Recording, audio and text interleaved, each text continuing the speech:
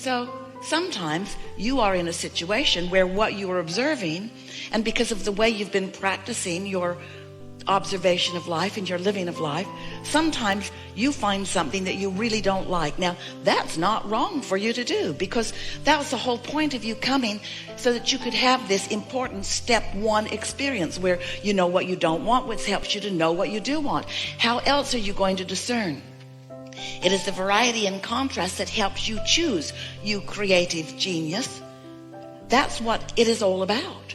So as you choose and know what you don't want, what you often don't realize is that in that moment of choosing, and sometimes it is more fully conscious than others, because you are choosing even at a cellular level, as you are knowing what you don't want and therefore choosing what you do want. It is, by the way, how the evolution of all species occurs. As you are making those choices, you are launching a vibrational, or you could say a thought. We call them rockets of desire because they come out of the contrast that you are living. And as you launch that rocket, your inner being is fully involved in the new decision that you have made and joins you in that preferred preference. So now, step one and step two have happened. You've asked, and source has aligned with what you are asking for. When you ask, it is given. Someone should write a book about that. So when you ask, it is given. But the thing for you is now you must find a way, and it usually takes a little time, of lining up with what you've asked for. Because after all, you may very well, in fact, you usually are much clearer about what you don't want than about what you do want, because what you don't want is a longer practiced vibration. So you launch this rocket, and now here's where the mix of vibration comes in. Because you know what you don't want, and you launched a rocket about what you do want, but you know what you don't want, but you launched a rocket about what you do want, but you know what you don't want. But you launched a rocket about what you do want, and that's where your inner being is. Fully fixed in this vibration of what you are asking for, and emanating a vibration about that. So here you are. You have a sort of tug of war going on within you, because you knew what you didn't want and you asked for what you did want, but you're more devoted to what you don't want because you're usually defending and justifying and explaining, rationalizing, explaining why things have gone wrong. So as you stand in that vibration while your inner being is running with what you do want, that's when there is a tug of war, and that's why you feel negative emotion. Every emotion you feel is about this gap or crevasse between your current focus and the current focus of your inner being. And when you understand that your inner being is with you always, is awake within you, is fully integrated, is aware of what you've got going on, and is devoted to your choice, not your sloppy habit, your choice, what you really want, not your sloppy thinking, not your defensiveness, not your justification, but knowing what life has produced for you. You have evolved. You have become more because of this experience that you just lived, and your inner being stands there holding that new set point that you have discovered for all of us. But we love you so much. You are so stubborn. And often you stand in that defensive place and continue to beat the drum of why you need more money, you want more money, you need more money, you want more money, when you've asked for more and more is lined up for you. And so we wanted so much for you to come to understand that while you are creating your own reality, that you have created a vibrational reality that is the first stage of the reality that will one day, and not so far from now, be manifested in your experience, where you can see it and hear it and smell it and taste it and touch it. But in the beginning, it's a vibrational ether. It's a vibrational state of being. It's a vibrational existence where your inner being stands and tends and holds, that law of attraction is responding to. So all of the cooperative components of your newfound desire are already being gathered. The question that this seminar wants to ask of you, so that you may find the answer moment by moment, is, since the cooperative components are all being gathered, are you one of the cooperative components that's being gathered to your own creation? Or are you holding out stubbornly over here in defensiveness? Are you more of a vibrational match to not having enough money? Or are you more of a vibrational match to the abundance that you want? Are you more of a vibrational match to who you really are? Or are you more of a vibrational match to what has caused you to become more? What are you a vibrational match to? And the way for you to know, a way for you to feel who you are, a way for you to understand who you are, is by recognizing how you are feeling. Because the better you are feeling, if you're joyful, if you are passionate, if you are feeling exhilaration, then you are tuned in, tapped in, turned on to the source energy that is really you. Then you are in this moment a vibrational match to the furthest place that you have come to. Then you are in harmony with your inner being. Then your valve is wide open. Then you are a vibrational match to all that is well. And you are in what we are now calling the receptive mode. The receptive mode, the receptive mode, the mode of being ready to receive the vibration that is coming from that broader, wiser part of you. The receptive mode that understands who you really are.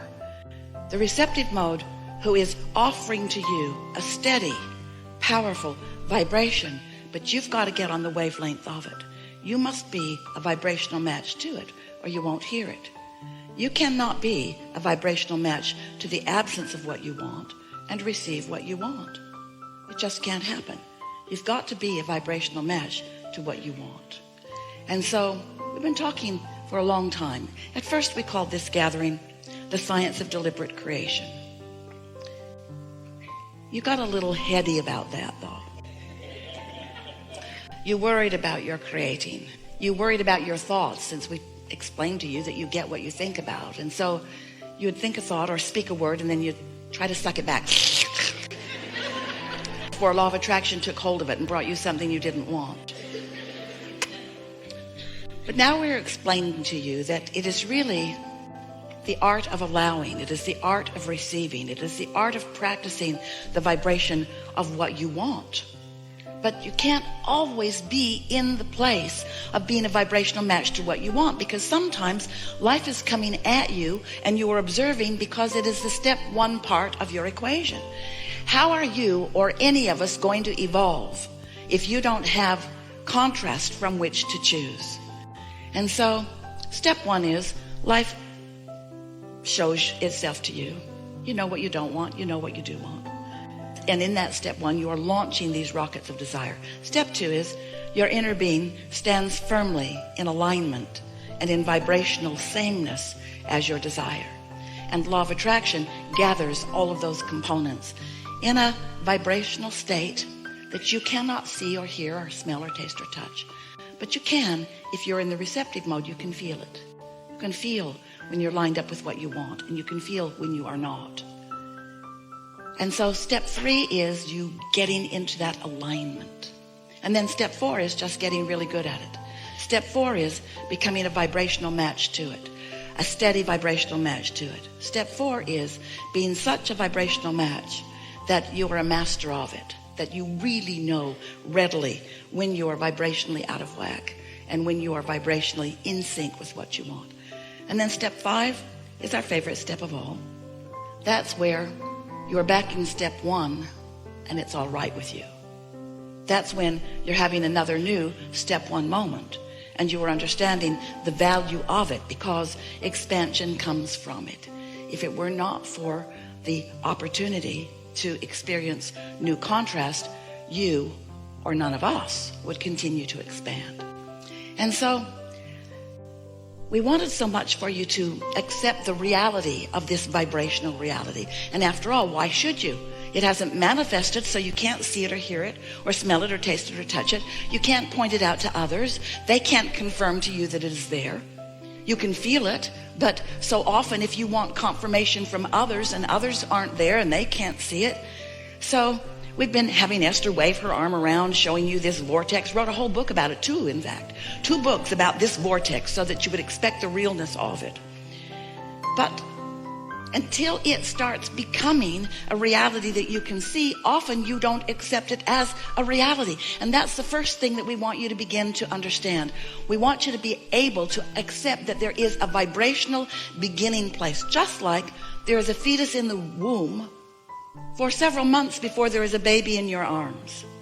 There's a gestation period, and yet you accept the reality of that, even though you can't rock it in your arms yet. And you say, well, there are ways that we can see and know that it's there. And we say, yes, but stop nitpicking with us.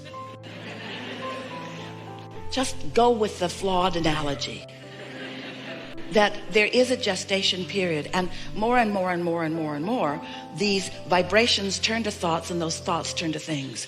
And the experience of those vibrations turning to thoughts and those thoughts turning to things is such a delicious and glorious experience. In fact, that's what you came for. You keep thinking that you came for the manifestation, for the car in the garage, or for the lover in the bed, or for the money in the bank.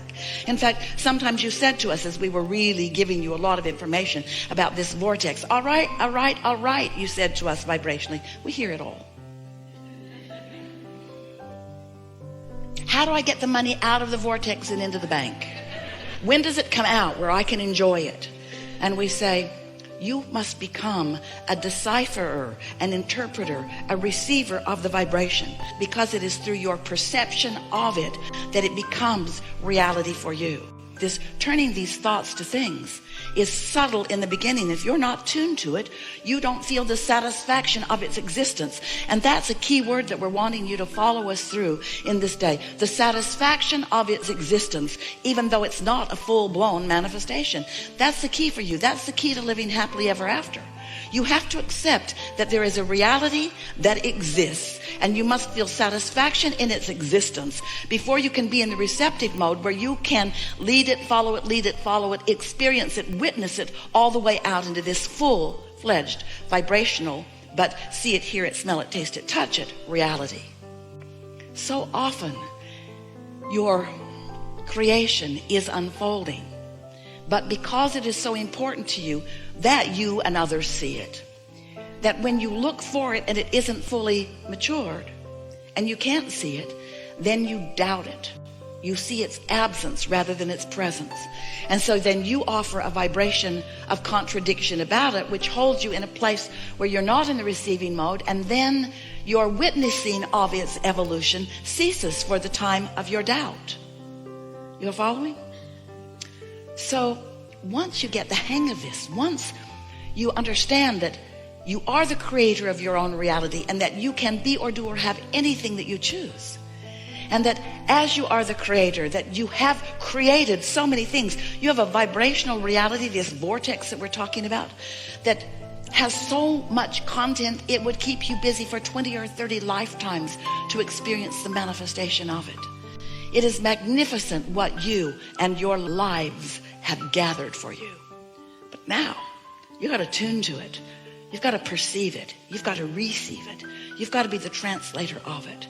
And as you are, we're talking about following impulses. We're talking about getting tuned in, tapped in, turned on. We're talking about starting your day in a neutral vibration because you've slept in the night and your momentum has stopped, and you've meditated this morning, and so your vibration is in sync with who you really are. And as you move into the day under those conditions, your receptiveness will be such that there will be subtle impulses that you may not even understand the meaning of. All you will know is it's a good feeling impulse that you wish to follow.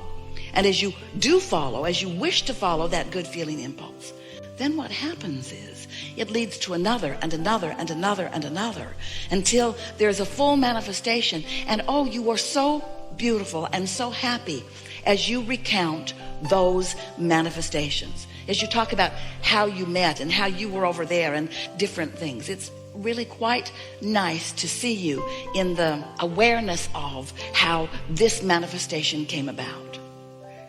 And you have so many examples in your own life that will undoubtedly awaken as we are moving forward in these hours that we are together.